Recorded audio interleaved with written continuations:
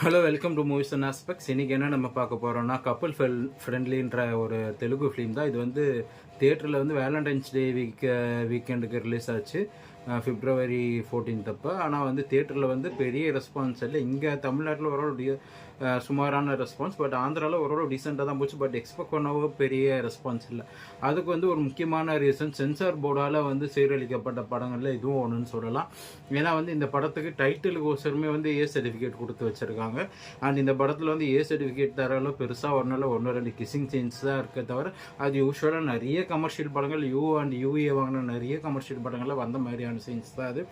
இது வந்து அந்த ஒரு மைண்ட் செட்னாலேயே வந்து தியேட்டரில் சரியாக போகல. ஏன்னா வந்து ஏ சர்டிஃபிகேட் உள்ள ஒரு ரொமான்ஸ் படம்னா எல்லாரும் வேறு மாதிரி இமேஜின் பண்ணி சரியாக இதை வந்து தியேட்டரில் ரிசீவ் ஆகாமல் போயிடுச்சு.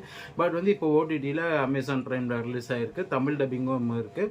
தியேட்டர்லேயுமே தமிழில் ரிலீஸ் ஆச்சு. பட் அந்த என்ற ஒரு இதனால நிறைய பேர் வந்து தியேட்டருக்கு போகல.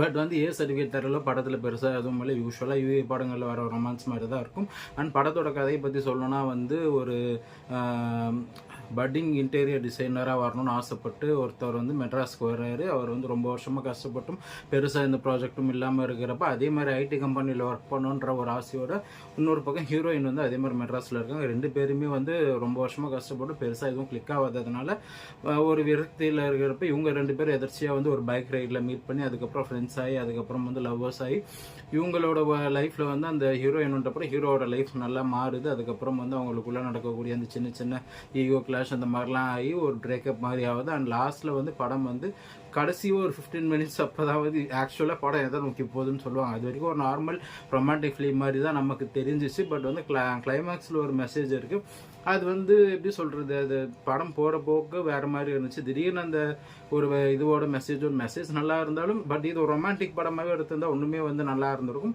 பட் ஓவரால் வந்து ஒரு டீசென்ட் ரொமான்டிக் படம் தான். அந்த மெசேஜ் நல்லா இருந்துச்சு. எனி டைம் வந்து எப்படி லைஃப்பில் எப்போவுமே ஒரு சர்ப்ரைஸ் எப்போவுமே வெயிட் பண்ணுமோ அதே மாதிரி சம்டைம்ஸ் சில அன்ஃபார்ச்சுனேட் குட் பைஸும் அப்பப்போ நடக்கும் தான் அப்படின்றத புரிய வச்சுருக்காங்க. ஸோ வந்து இதை நீங்கள் கண்டிப்பாக வந்து ஃபேமிலியோடு பார்க்கலாம். பார்க்குறதுக்கு அவ்வளோ இது இல்லை. ஏன்னா வந்து குழந்தைங்களுக்கெல்லாம் இந்த படம் அவ்வளோ செட் ஆகாது. பட் வந்து ஒரு வீட்டில் வந்து ஒரு கப்பலாக இருக்கீங்க அப்படின்னா நீங்கள் கண்டிப்பாக போட்டு பார்க்கலாம். அந்த ஏ சர்டிஃபிகேட்டால் வந்து இந்த படம் வந்து வசூல் சரியாக பண்ணாததுனால இது வந்து ஒரு இப்போ இந்த ஓடிடியில் கண்டிப்பாக நல்ல ரீச் கிடைக்கும்னு நம்ம நம்பலாம். டீசெண்டான வாட்ச் இது. அண்ட் சென்னையை வந்து ரொம்ப அழகாக காமிச்சிருப்பாங்க.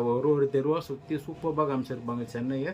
ஃபர்ஸ்ட் ஆஃப் ஃபுல்லாக சென்னை வந்து நம்ம அவ்வளோ இதுவாக ரசித்து பார்க்குற மாதிரி இருக்கும். கண்டிப்பாக வந்து பாருங்கள், அமேசான் ப்ரைமில் இருக்குது. தேங்க்ஸ், பாய்.